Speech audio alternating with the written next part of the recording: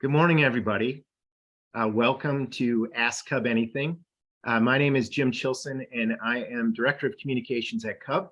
Thanks for being part of our members-only event. I just want to start off by just saying thank you to everyone on the call. Every day I see CUB staffers, a lot of the CUB staffers who are on this webinar doing good things for Illinois, from the consumer advocacy team that takes complaints to Brian McDaniel fighting the good fight for strong legislation in Springfield, to the outreach team doing hundreds of helpful events like what you're on right now.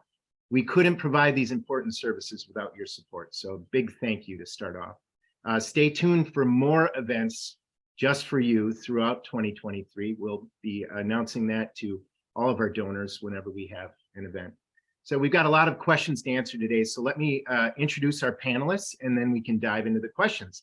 First up, we have our Deputy Director, Sarah Moskowitz. Sarah is a 23-year veteran of CUB. She's done just about everything here, from answering consumer complaints to managing our statewide outreach program. Sarah now oversees the development of CUB's clean energy outreach strategy. Next, we have Environmental Outreach Coordinator, Scott Allen. Scott's home base is downstate. He's lived and worked out of Hillsborough, then Springfield, then Urbana, and now Bloomington. He focuses on outreach to Ameren customers and building relationships with agencies and community organizations across central and southern Illinois. Thanks for being with us today, Scott. And last but not least, we have David Weaver, our carbon-free buildings coordinator. David joined CUB late last year after 10 years of active duty Marine Corps service. Thank you, David. He focuses on building decarbonization policy and educating consumers about electrification and energy efficiency. So I need to also mention a person who's not shown here. That's Yvonne Requa. She's our outreach director. This event was her idea. Thank you, Yvonne. She's behind the scenes today and helping to run the show. So as I said before, we've got a lot. Yes, Sarah, thank you. We've got a lot to cover today. You all have given us more than a dozen questions. Thank you. And I'm sure you'll have more during the show. If you do have a follow-up question or any question during the show, please put it in the Q&A box. We'll be watching for questions. If by chance, we're going to end after an hour today. Sure you all want to get on with your Saturdays. If at the end we haven't answered your question, we will reach out to you via email and we can talk about the questions that you have. So rest assured. Okay, so I feel like a game show host today. I've divided the questions into topics. Today's topics are electric and gas bills, renewable energy, electrification, tech, and a grab all topic called I Love CUB. So I'm gonna go with my boss first. Sarah, would you like to pick our first topic? I will take I will take renewable energy for 300, please. I knew it. I knew somebody would crack that joke. Okay, let's get started. We have a series of questions about community solar, and why don't I just read those questions and then we can dive in.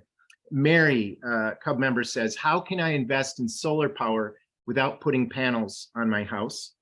And then we have Ellen, who said, I would love to sign up for community solar, but I feel woefully inadequate about the process. I don't know what choices I will have to make and where to find the information. I need to make an informed choice, hence I do nothing, exclamation point. And then Mark Kramer, a friend of ours, a great volunteer, he says, I'm wondering how the building of new community solar gardens is going.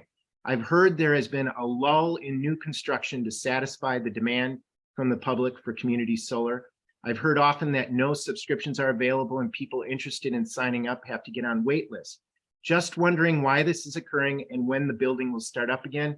Any info on this topic would be appreciated. So does any one of our panelists want to start? Sarah. Yeah, I'm so excited that people are interested in community solar. I myself live in an apartment and so cannot get a solar system on my own property. But David just put in the chat our solar in the community website, which I think is a first place to go. So for the member who just didn't know where to begin in the process, we spent a lot of time putting together a special web page. If you just type into your browser solarinthecommunity.com, that's solarinthecommunity.com, it'll take you to the Special CUB web page where we lay out how community solar works, what to look for when evaluating the different offers, and we actually list a lot of the different offers that are out there and their pros and cons. And so I would say that's a great place to start for anybody. Illinois initiated community solar originally with the passage of the Future Energy Jobs Act back in 2016. And so it took a few years for that to get going, but once that got going, we started seeing a pretty robust community solar market. Of course, there was a funding problem with FEJA, which means that solar development across the board, be it community solar, utility scale solar, or rooftop solar, kind of just like fell off a cliff. And that was part of the urgency behind passing the Climate and Equitable Jobs Act, CEJA. So solar is back in the game. And seeing some of these questions, we checked in with our in-house solar expert, Marina, who's actually doing a solar event right now. That's why she's not with us. And she said that we're back in action. In fact, now there had been really lengthy wait lists for people who wanted to get on a community solar project. But now most of the companies out there wait list is only a month or so.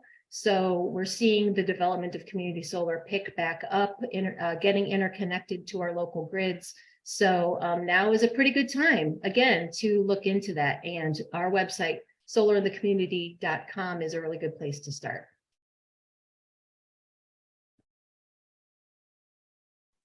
Great. Quickly, just add on that note that now is really a great time because the expansion of community solar options is pretty drastic. ComEd has announced that they plan on doubling their total number by the end of this year. So we're seeing rapid expansion, and the sooner you get on that wait list, the sooner you can get off and start seeing those energy savings. Thanks, David. Very helpful. I'll just add, sorry, Jim. Oh, please. I'll just add, part of why CUB is so excited about community solar is that the offers we're seeing out there are saving people money. I want to make that really clear. This isn't just something you do because you believe in clean energy and you want to reduce carbon emissions, et cetera. From a purely utility ratepayer standpoint, it makes sense. It can help you save money. I've told friends of mine who are struggling but don't qualify for low-income home energy assistance. I'm like, well, actually, community solar can be a way for you to reduce your supply costs a little bit. I mean, it's not a ton, but it is cheaper. And for now, right now, the good offers are guaranteeing savings, which is great. Thanks, Sarah. Great point. And yeah, strike now while the iron is hot. The other thing is what I love about that program also is that it's not leaving lower income households in the dust. That there's been a real effort through the Illinois Solar for All program to make this program available to people of all income levels. So yes. Now we have a couple other solar questions, not community solar questions, but we have Michelle, who's from Chicago. She said, I would like to know more about the Illinois Go Solar program in 2023. It's actually Grow Solar program, and I also make that mistake all the time. When I first heard of the program, I thought it was Go Solar. It's actually Grow Solar. I was wondering if somebody could talk a little bit about the Grow Solar program, which I think is awesome. I'll start again, and then folks can correct me and fill in the gaps. So Grow Solar Chicagoland is a program that CUB Illinois has run for 3 years. 3 years, I think, with a little bit of a break during that solar cliff I told you about, in partnership with the Midwest Renewable Energy Association and leadership of local Chicagoland counties. And what it basically is a group buy program, a bulk purchasing program where the administrators of the program, including us and our partners, form a committee where we vet solar developers or solar installers, and then secure pledges from them to offer their solar systems to homeowners at a reduced cost, lower than the local market rate. And through that program, we've been able to connect hundreds of people to solar who may not have done so otherwise because they're just overwhelmed by the options out there and don't know where to start. We are going to be doing this program again this year. We have started conversations with the MREA and with our county partners. We're exploring ways to do it a little differently that would allow us to work with multiple solar installers. In the past, one of the limitations of the program is that because we're picking one installer to work with, that one installer, of course, has a limited capacity when it comes to how many households they can actually handle in one season. So what we're hoping to do is to create a process where we can have a few installers offering similar or identical savings to customers in Chicagoland and still bring those savings, but to more people. And so stay tuned for more information about that. You should sign up for CUB's action alerts or just check our website for more on that. Or maybe we'll do a members only event once we roll that out. Also working on similar programs, and this is David's wheelhouse, to help homeowners access heat pumps, be they geothermal or ground source heat pumps or air source heat pumps. And David could talk a little bit more about that. Jim, it's up to you whether we could talk about that now or in another category. But so it's coming. Stay tuned. It's a great program. It's been a real success for the organization because, you know, for decades we've worked as a consumer voice and fighting kind of the greedy utility companies, which is still obviously the bulk of what we do. But we also see ourselves more and more as more options and opportunities arise for Illinois consumers as helping regular Illinois utility customers navigate the clean energy transition. As we've really been making a nice niche for ourselves in that regard as well. And it's usually safe to assume that most people are from either Chicago or one of those counties that touch Cook, but there are grow solar programs in my part of the world too, not run in the same way, like in partnership with CUB, but Champaign-Urbana is doing, I think, their 8th or 9th grow solar program. And I believe that there's still an active one in the Metro East ongoing, or the Glen Carbon area. So those do take place in other parts of the state as well.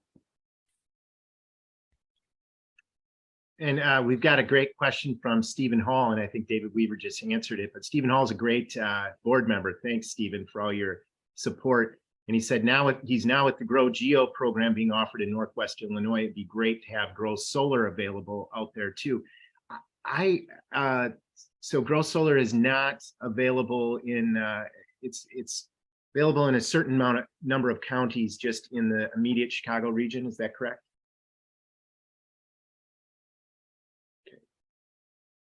We're exploring that. It's going to depend a lot on the final details and which installers participate. You know, with the previous models only having one installer, we were limited to their capacity, not only in numbers, but also their range. So potentially this year with a wider selection of installers, potentially we will be able to expand the program further west. What I love about, thanks, David. What I love about the Grow Solar program, and we are going to get to Grow Geo too later under the electrification topic. So I'm running a tight ship here today, Sarah. But what I love about the program is the two things I've heard people, just friends of mine, talk about. Two barriers to solar is they're nervous about it, about picking the right installer. Number one. Number two, they're worried about affordability. Well, now with these great incentives that are available, affordability is, you know, it's been much more accessible, and this program's even better. And at the same time, they're vetting, you know, the installer. They're getting a good installer, and also they have these volume discounts. So the more people that get involved, you know, the cheaper the price is for the materials, which is awesome. So James asks, he is a solar customer, and oh, by the way, Grow Solar, I think I talked with Marina. We're going to be putting out a news release about that around May or June. So So look for that. James, a CUB member, asks, since going solar, my bill states actual rather than a number for current and previous meter readings. If I add up all the numbers from their bills, current meter is way off from their numbers. And he signs it confused. I'm going to assign that one to Sarah before she has a chance to pound the buzzer. We'd love to see the bill is my short answer. We're seeing it all here, and people are sending us all kinds of bills. And so I kind of want to take a look at exactly what you're talking about. If you want, you can scan or link copies and just send them along to me. My email address is smoskowitz@citizensutilityboard.org. It's the world's longest email address. I'm sorry about that. Or just find me online. I'm not hard to find anywhere. Actually, if you just email anybody at CUB, we'll get you an answer. I mean, that's kind of what we pride ourselves on. But I think what we'd really, thank you, Yvonne. What we would really like to take a look at that bill, because we're seeing all kinds of crazy stuff. And I think there's a tendency to look at the bill that the utility has printed out of their very fancy, expensive system and mailed to you and think that this is somehow, the word of God and they're infallible and this must be how it is. But we are finding problems. We find problems with the passage of, I'm not saying that's necessarily the case with your bill, but that's not something to rule out. With the passage of CEJA, for example, that changed some of the requirements around how the utilities' net metering programs work. And it turns out that one of our utilities messed up big time a large number of their customers' billings. And so we're still in the midst of figuring all of that out. So that had to do with community solar. So this wouldn't probably be what's affecting your bill, James, but we'd like to take a look, and that's what we specialize here at CUB. And what's nice is the same people who are looking at these bills and identifying issues are the same people participating in stakeholder processes at the Illinois Power Agency, where the rules that apply to how utilities and solar installers treat their customers are written. And we have relationships with the regulators and with folks in the industry to get to the bottom of some of these things that we're seeing. So it's really valuable for folks to reach out to us with their individual questions and concerns, not just for you, because we will do our best to help you, but it also helps us, and it helps all the other customers out there who might be facing some of the same issues, but don't know to contact us. Thank you, Sarah. Let's move on to electrification, if everybody's okay with that. David, oh no, excuse me. No, Carlos, I'm sorry. Carlos asks, when is the heat pump group buy? And maybe David, you can go a little bit more into the explanation of the program and talk about the when and why. Absolutely. Thank you for that great question, Carlos. So the geothermal heat pump group buy will be officially launched on April 5th. So stay tuned. We'll be sending out a message, I think in the next week or so, announcing it officially. And the air source heat pump group buy, we're planning on launching one. A little bit of background information is, one of the reasons why we've decided to launch these programs now is not only is it a great way for consumers to save on their energy bills and help decarbonize their homes, it's also a fantastic time with incentives. The Inflation Reduction Act was passed this past August by Congress, and within that massive omnibus bill, there's a lot of incentives for consumers, both low and moderate income, and some incentives that are for everyone, regardless of your income, to begin electrification and energy efficiency and weatherization home energy projects. So fortunately for geothermal, all of those incentives are available today. They were available starting this past January.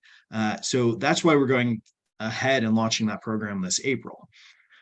For air source heat pumps, The largest of the incentives are not yet available and will not be available yet until as early as this spring, but more realistically, this summer, fall, and at worst case scenario, this winter. Partly it's because the incentives for the geothermal program is federal money administered by the federal government, whereas a lot of the rebates that kick in for the air source heat pumps, that's federal money that's going to be administered by the states. So the federal government is drafting guidance on how the states have to run these programs. And then when they release that guidance, and they've said that'll be this spring, the states then have to take that guidance, and maybe there's some wiggle room within it that they get to decide how to run it uniquely for their state. And so they may even have to take in consumer advocate input, which of course we're hoping for on one hand. And on the other hand, we want you guys to get that rebates as soon as possible. So, I would expect as early as this summer, realistically, with how long it'll take the state to take the guidance and turn around and launch the program. I wouldn't be surprised if it's in the fall, though, and worst case scenario, the winter. But when that happens, we're already working with partners to determine how we're going to launch this program, what the program is going to look like. So hopefully, as soon as those rebates get announced, we can turn around and launch our Heat Smart air source heat pump program. Real fast, just to talk about heat pumps, because you gave me a platform and I'm a nerd and I love it. We already have them in our homes. So it sounds like a foreign, crazy thing, futuristic item, but we already have them in our homes. Your refrigerator, you can't create cold. You can burn natural gas, you could burn wood to create heat. You can run electricity through wiring that can generate heat, but you can't create cold. So how does your refrigerator work? It takes the heat energy within your refrigerator and it moves it out of the refrigerator, pumps it out. That's why if you put your hands at the bottom of your refrigerator, a lot of times you can feel warm air coming out. Part of that warm air is the pump working itself, and part of that warm air is the heat energy that's coming out of your fridge, and even stronger for your freezer. So when we're talking about heat pumps for your home or for your water, it's just moving heat, which is more efficient than burning heat, which is nice when you're trying to heat your home. So it works in two directions. Air source works by on a hot day pumping the heat in your home outside, and on a cold day pumping the heat outside into your home to warm your house. And a lot of people say, well, wait a second, if it's 32 degrees outside and it's cold outside, where's that heat coming from? How are we going to take the heat from outside and bring it into our homes? Look, we're all from Illinois. We know it can get much colder than 32 degrees. That means there's still heat energy outside. There's heat energy outside all the way until we get to 0 Kelvin, which is something like minus 420 degrees. So up until that point, there's still heat energy outside. And so cold climate heat pumps are specifically designed for cold climates like ourselves, Canada, Norway, Maine, to take heat energy outside and bring it into your homes. They're typically rated to minus 13 degrees, but that's only because that's the level they test them to. There's a lot of case studies of them working in extreme conditions well below that. And geothermal, it's easier because it's taking heat energy from the ground or pushing it into the ground. But the ground is a balmy, 56, 58 degrees year round. There's no seasons underground. So it's really energy efficient to move that heat to and from your home. The last thing I'll say on geothermal, just because I have the platform here, is it's really nice because it replaces your heater, it replaces your air conditioner, and it replaces your water heater. So 3 systems in one, and it does each one of those roles more efficiently than anything else. So it's just a fantastic way to save money on your energy bill, on your maintenance bills, and it lasts much longer than your typical furnace or air conditioning unit. Go ahead, Sarah. Thanks, David. Go ahead, Sarah. Thank you, Jim. Can I talk about the utility death spiral? Yes. Yeah? All right. Awesome. As David is giving all this great information, and thank you, David, like every time, since this is a relatively new topic and I'm kind of a CUB dinosaur, it's always helpful to hear how things are explained. And I think that's what we're really good at. And I'm always learning new ways to kind of like break things down for folks, especially when it's something I haven't been talking about for a long time, like a lot of things at CUB. But as you were talking, some folks, especially like longtime CUB members, might be wondering why is CUB working on this in particular? Why do we care so much about home electrification and decarbonization? Why don't we just stay in our lane and just keep like fighting rate hikes, et cetera? And so I want to kind of just talk a little bit about how interconnected all of these things are and why we think this is so important, why we want to be in the middle of it. CUB's philosophy as a utility consumer advocate is really, I think, a proactive one and not, I mean, of course, we have to react to bad actors trying to do bad things all the time. We're helping host a Stop the People's Gas rate hike rally this Monday, actually. I'm going to be speaking at that. I hope to see some of you there, and that is definitely a reactive against a bad thing that, these guys are trying to do to us. But we also think it's really important to be at the table and be working on finding real solutions to the problems that we face, and be part of figuring this out. And I think that's part of what sets CUB apart from maybe some consumer advocates across the country. And the reason why building electrification and decarbonization is so important is because that has huge implications for the electric system and its costs. And of course, it has huge implications for the fossil gas system and its cost. Starting with the gas system. The distribution utility for gas maintains pipes and what have you to get the gas to our homes. That costs a certain amount of money. That amount of money is divided amongst all of us customers or the rate base. Now, if you have customers starting to electrify and just depart from the gas system because it's too expensive, for example, or because they want to make their homes carbon free and healthier and all of that good stuff, that means there's a fewer number of customers across which you can divide the costs of maintaining the system. And so per customer, the costs are going to be higher. This isn't a reason not to do it. We actually believe that this needs to happen, not only for climate reasons, but for health reasons. We live in a state with very ambitious climate goals. The city of Chicago has very ambitious climate goals. In the city of Chicago, the largest producer of climate warming gases are building stock, not transportation, actually, it's building stock. So building stock is really important to attend to, but we need to figure out solutions to this. And we need to make sure that homeowners who want to make this choice have what they need to do it. And we need to make sure that this is also done in a way that means that those who may not have the upfront capital to make these changes aren't left holding the bag of all the costs for the distribution system. And I don't know what the answer to that is. It's going to be a big undertaking, but what we do know is that we need to be at the table and we need to start educating people about these issues, and we need to start working together to find some solutions. So part of that is figuring out how doing it in your own home works, which is part of why we're doing this and why David is working so hard to bring these group buys to folks in Illinois.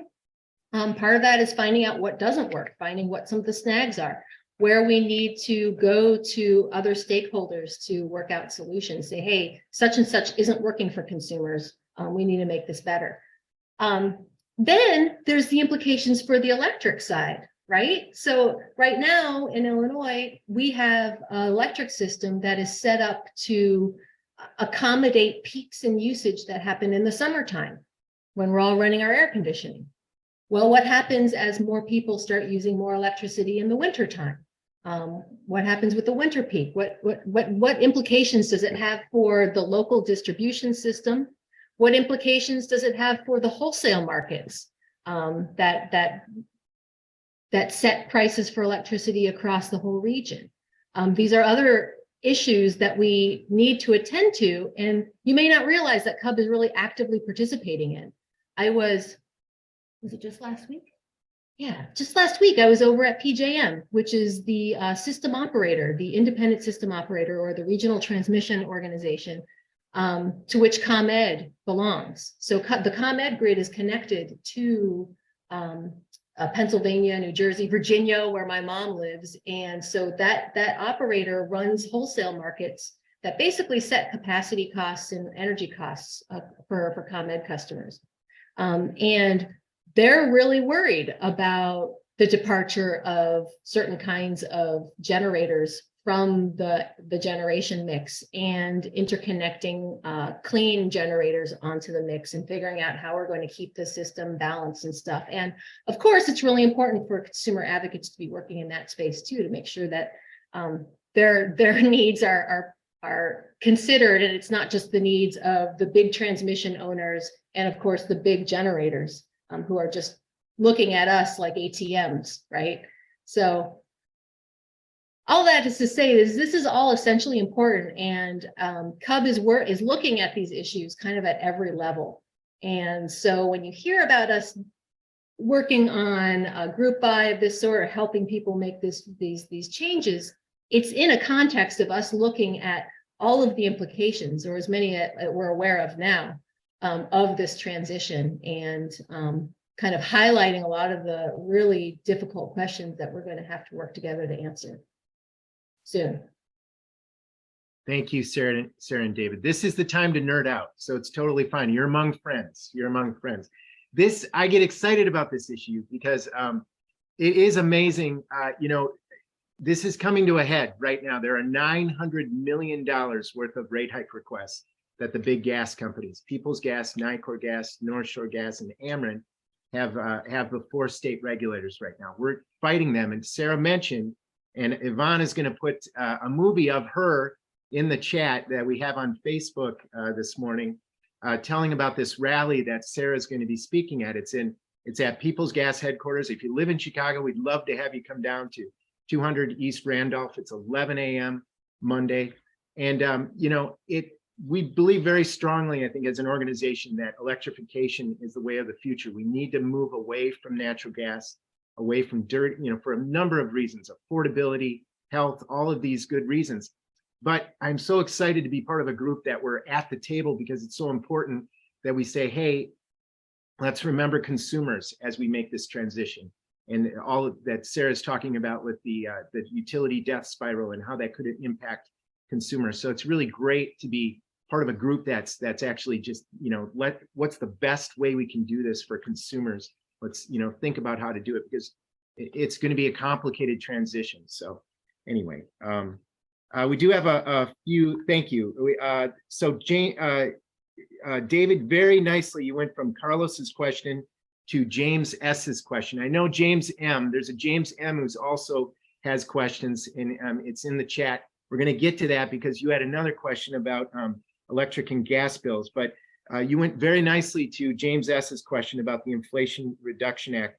James said, I'm praying that my current water heater will last until then and anxious to replace it. So he wants you answer the question about the Inflation Reduction Act incentives. But James has another question. Do you have a list of companies that install hybrid water heaters? And I do think we have a link in the IRA guide, maybe, or maybe the electrification guide about that would give somebody that resource. Can you answer that, David? I can answer at least half of it. So Okay. upfront, if you need to replace it today, you can get about $2,600 potentially towards a hybrid super efficient water heater through the tax credits. There's further on potential for the rebates as well, which we already talked about the timeline for that, but those tax credits are in play today. If you're hoping it lasts for a year, and you also, the day it breaks down is, installers probably going to ask to charge you extra money because it's an emergency then. So you can get a significant amount of federal incentives for replacing it today. So I wanted to be very upfront and clear with that. There are a number of companies out there that do this. I think it's in our Better Heat guide, which I'll drop a link in the chat in just a moment with. And if not, then I will go in and I'll update it this week.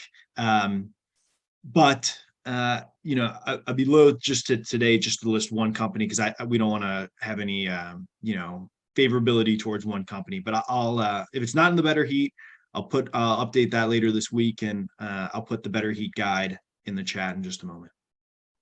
I'm pretty sure it is. Thank you, David. And James, don't worry, we'll make sure to get you that information. Thank you. Thank you again, David. Let's move on. We can move on to electric and gas bills. I want to go right to James M's question. He has actually two questions. He said he was wondering about how do I get access to accurate historical usage data? And then his other question was something he put in the chat. He said, I'm investigating energy efficiency of our small municipal water company. I use Ameren meter data from their portal. So maybe if somebody on the panel could speak to getting access to accurate energy usage data if you're an Ameren customer.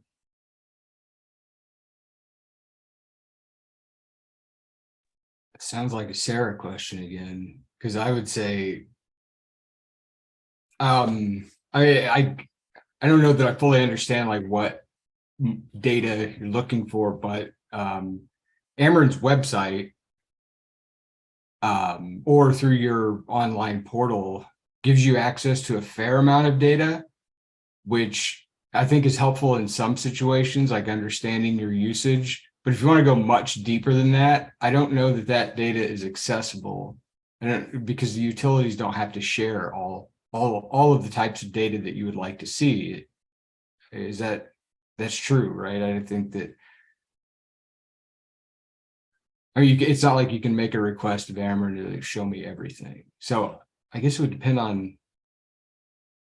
I mean, usage, to be honest, I haven't looked at this in an Ameren account in a long time, probably for years, since you and I, Scott, were trying to figure it out with your Ameren account. And it was broken, Yeah. at the time. It was the other problem. For a long time, the Ameren portal like just didn't work, and it was really irritating.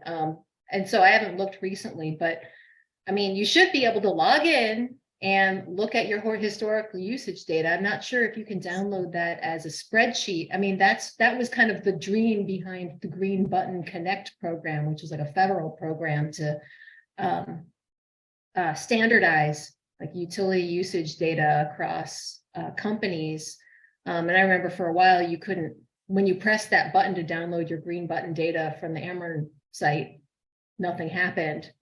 I don't know if that's the case anymore. I mean, I'd be kind of curious to find out. I'm not an Ameren customer, so I can't check it out myself.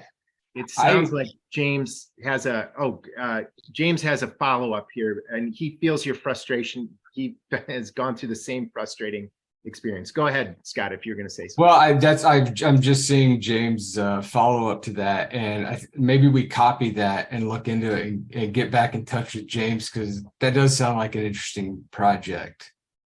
Yeah, I'm sorry you've gone through so much frustration, James. This will be one of the follow-ups that we'll send out. We'll investigate this and look into greater detail. And thank you for letting us know about this. And I'll say, generally, Ameren does not like us. However, I know a couple people over there who will email me back. So this could be an opportunity to touch them and be like, hey, what's going on with that? So we lock horns many times with them. Okay. Thank you. Thank you for all that, James. And as I said, we will get back to you about that. So David has a question. David, a CUB member, not the David David Weaver from CUB, but he says, and this is something we've been getting over and over from consumers on the phones for the last 2 years. Rate changes, he says, 100%, a 100% increase in my bill in less than a year? Question mark. Does anybody want to address what's been happening in Illinois' energy markets and really in the national and international energy markets over the last 2 years? Only 100%? Seems like you've gotten off easy. I that's on both gas and electric that has happened, although it's starting to recede on the gas bills, I suppose, but it's still really high. and that's hit kind of across the board, Ameren or ComEd. And I don't know, was that an Ameren or a ComEd customer? Or just a general kind of question. It's let me check, but Well, I mean, I guess it doesn't matter, but yeah, I think the leading cause of why we're paying 100% more on both our gas and electric bills are, we can blame that on the supply rather than the distribution utility, rather than ComEd or Ameren. Most of that has come from the fact that the cost of electricity has gone up. So electricity isn't just, we have the energy which supplies our lights, makes our lights come on, and then we have capacity, which is a pledge from coal and gas and nuclear and wind and solar generators to say that I promise that I can give this much electricity if called upon on a really high demand day. And in the Ameren market, I guess there wasn't enough capacity. We fell short of meeting our needs for capacity. So that caused the prices to go up quite a bit. And the supply of electricity went up quite a bit too, for several reasons. Globally, they've gone up. The war in Ukraine has caused that. So, and then on the gas side, gas prices spiked for the same reasons around the time of the Texas grid crisis in February of 2021, I think. Yep, that's right. They went kind of peaked around there and have never really come back down. The fracking boom is over. We export a lot of our gas. So yeah, it's a kind of a supply squeeze. And the fact that we are those facilities that generate electricity, that pledge into those capacity markets. We have a lot of coal coming offline, and we have a lot of renewable energy ready to come online too. We just don't have the transmission lines because our grid operators have been a little neglectful in that department for the last 10 years or so. And coal plants are coming offline because the people who own those plants can't make any money off of them because it's expensive and inefficient, and also happens to cause a lot of environmental damage too. So yeah, it's just kind of every possible worst factor you can think of has happened. And Scott, it appears that David, he lives in Kewanee, which is an Ameren, Illinois community. Yeah, so we felt it a lot harder, I think, down here, because we went from between 4 and 5 cents per kilowatt hour and to being more expensive than ComEd, and that's never happened before. We've always had relatively low rates in Ameren territory, so that was a huge shock to people in Ameren territory, and they're still elevated from that. I remember. Yeah, and I think yeah, Scott explained it pretty well in that it's kind of everything kind of went into this, particularly in Ameren territory. Yeah, like when I saw that question, like it's probably an Ameren customer, because it was like jaw dropping, the jump. And like Scott mentioned, that has a lot to do with the capacity market. What happened with the capacity market? I was talking earlier about the grid operators, and PJM being the grid operator for ComEd. Ameren's grid operator is the Midwest Independent System Operator, or MISO, and that's the grid operator that runs all the way from,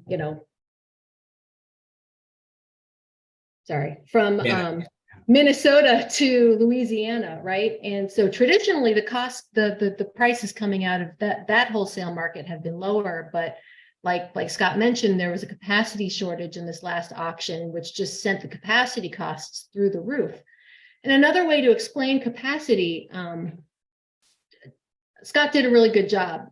So you have the energy market is kind of the power that we're using at this moment. The capacity market is basically covering the cost of the power that we might be using. So it's this idea that we need to have extra generation on hand in case we all turn everything on all at once. And that makes up a lot of our bills. Traditionally, it made up a lot of our bills in ComEd territory, and now it's making up a lot of the bills in Ameren territory. And really, what that is like Scott said, it's paying generators to guarantee that they can kick into action if there's a sudden need for a whole bunch of extra electricity on the system. Now, the problem is what we found in PJM territory around Christmas, this last Christmas, is that actually doesn't seem to be working. We saw an insane situation in PJM territory where 25% of the generation that had pledged their capacity failed to deliver when they were called upon to do so. So this whole capacity construct has been kind of thrown into upheaval, and like, why are we even paying these guys if they're not going to show up, kind of thing, at least in the PJM market. And so the market works differently in MISO territory for a variety of reasons, but the concept is the same. I remember one of CUB's old, he's not old, he's my age. One of our former policy directors, Chris Thomas, when the capacity market was first kind of dreamt up, he referred to it snarkily as the No Generator Left Behind program. I mean, he just saw it as a cash cow for generation companies. And Scott alluded to this in his answer as well. This is all about the supply of the power, or when you're talking about the gas markets, we're talking about the actual cost of the commodity itself, the cost of the actual gas, the cost of the juice. That's separate from the cost of the infrastructure that's getting it to your house. And that's the utility costs. ComEd, Ameren Electric, Ameren Gas, Nicor, Peoples Gas, those are distribution utilities. And that's the part of your bill that is overseen by the Illinois Commerce Commission. And that's the part that they're now trying to raise. On top of all of these spikes in the supply costs, now you have every single major utility in the state of Illinois at the Illinois Commerce Commission right now asking for historic rate increases that we're trying to fight right now. So it's a lot. I just said a lot of words at you, but that's the thing. There's a lot of things going into what we pay right now. And parts of it we can fight through the Illinois Commerce Commission. Parts of it we fight through working at the regional transmission organizations. Parts of it we fight through advocating at FERC, which oversees the regional transmission organizations. It's a moving target. There's all kinds of little pieces of this.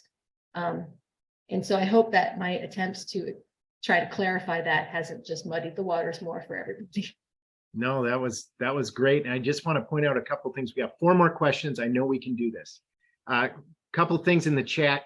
David has put in Yvonne put in the video about the Monday's People's Gas Rally. Please show up if you live in Chicago, 11 a.m. at 200 East Randolph. David put in the chat the IRA incentives guide, the Better Heat guide, which has great information. And he just put in, Sarah was talking about $2.8 billion in delivery rate hikes that are now before the ICC that we're fighting. David put in the chat a way you can take action. There are petitions you can sign. There are public comments you can file with the ICC. Great stuff. Thank you. So let's move on to tech. Animesh says, could CUB recommend alternatives to AT&T for landline phone service? AT&T's rates have been increasing rapidly.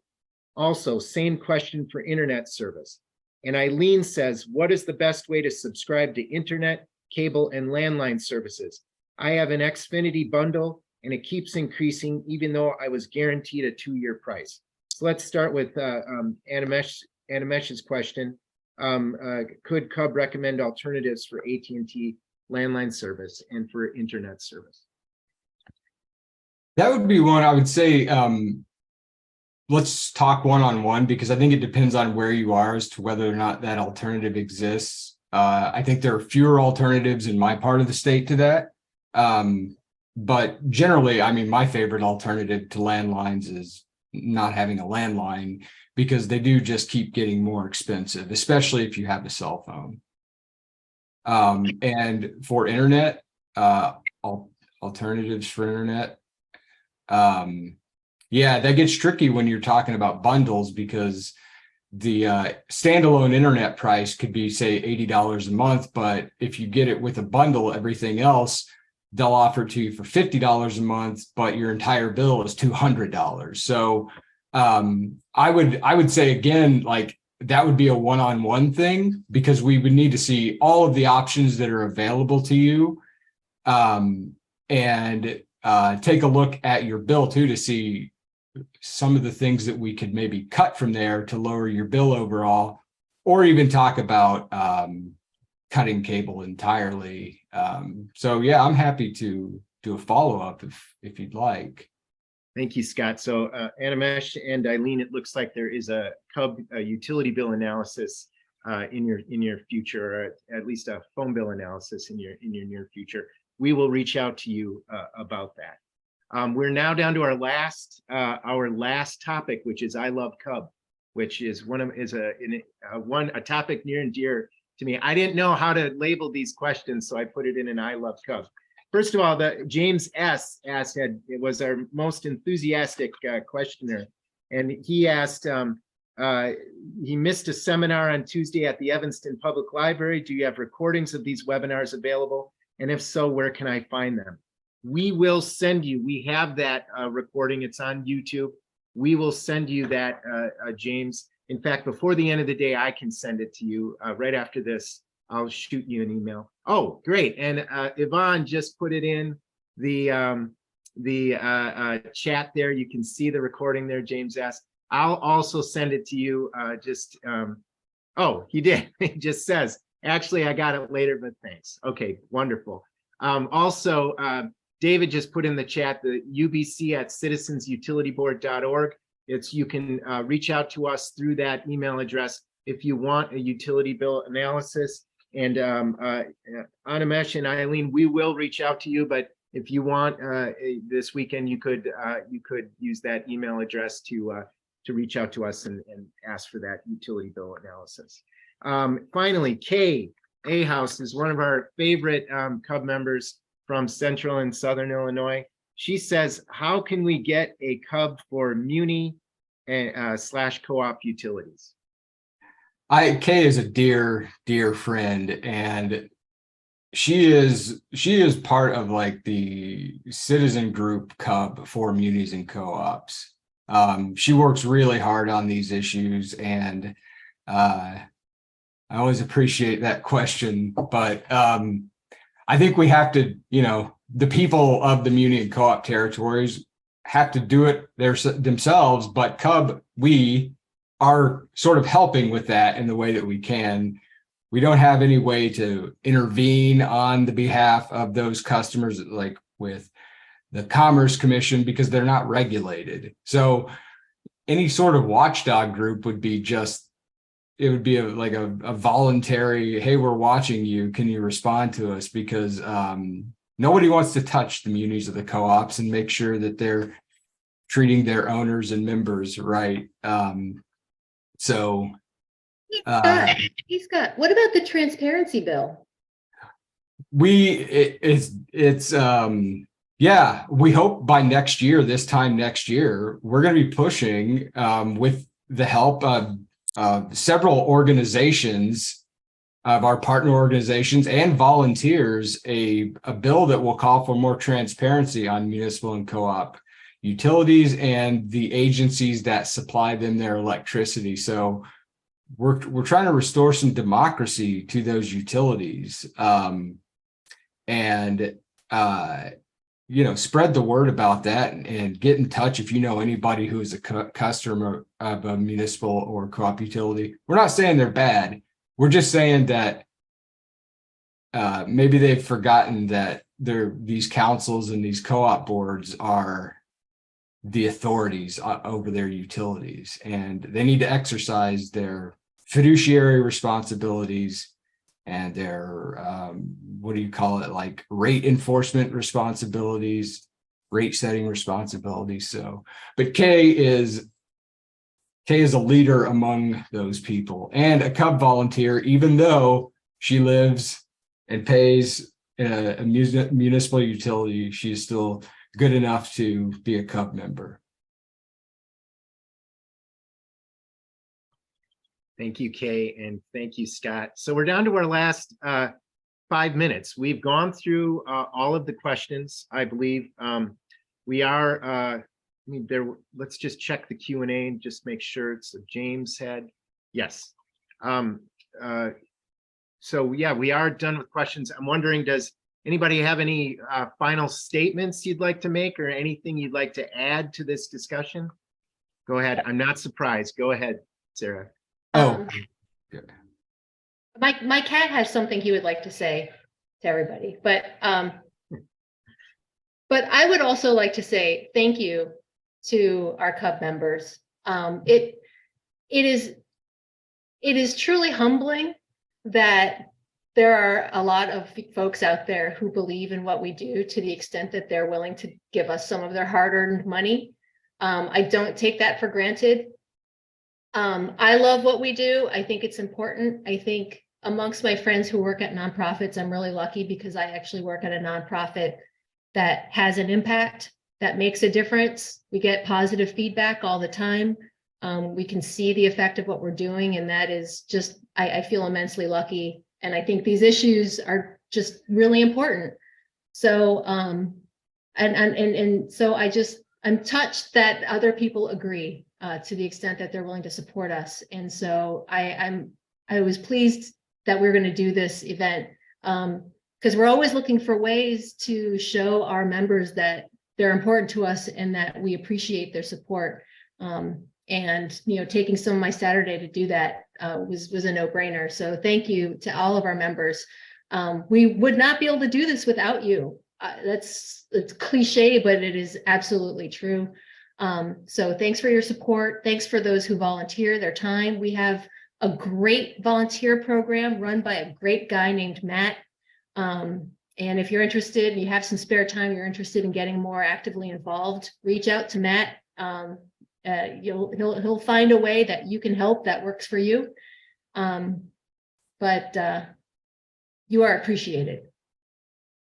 yeah, I'm going to put my email address in the chat too. So for any of those questions, you can email me directly too. I'm happy to set up a time to talk. Yeah, or anything else. Any other question? That's very nice of you, Scott. Just to remind everyone, we'll be sending a follow-up email to, and especially to everyone, but especially to the people who had some questions that we weren't able to answer fully today because we need to see their bills. We do have a question from Jim. Since going solar and having my own monitoring equipment through in phase, my usage is equal to what ComEd's bills have shown. However, since going solar, the meter actually shows over 300 more kilowatt hours than what my system and ComEd show. Could that mean that meters are billing everyone else who don't have solar? My bill says current rather than meter numbers. Anyone want to talk to me about this? Contact me. Okay, so that is definitely a case where we need to look at the bill and we need to dive into that. David, yep, we're just out of time. David, did you have anything in the last 30 seconds here to say to people? I was just going to say thank you. You know, not only do you allow me personally to do a job that I love and have immense fulfillment, but you also help our reputation. When I talk to consumers, they always ask me, well, how are you funded? Whose side are you on? Well, I'm literally on your side because members like you allow us to be. We don't need money from ComEd. We don't need money from anyone else. Well, I mean, we always need more money, but you guys allow us to be independent and work for the consumer. So thank you so much. Well put, everyone. One final thing: to receive a free bill consultation, feel free to send a copy of your utility bills to ubc@citizensutilityboard.org. I wish everyone a great Saturday. Thank you so much. This was a great conversation. We're going to have more of these, so stay tuned for more emails talking about future CUB events. Have a great day, everybody.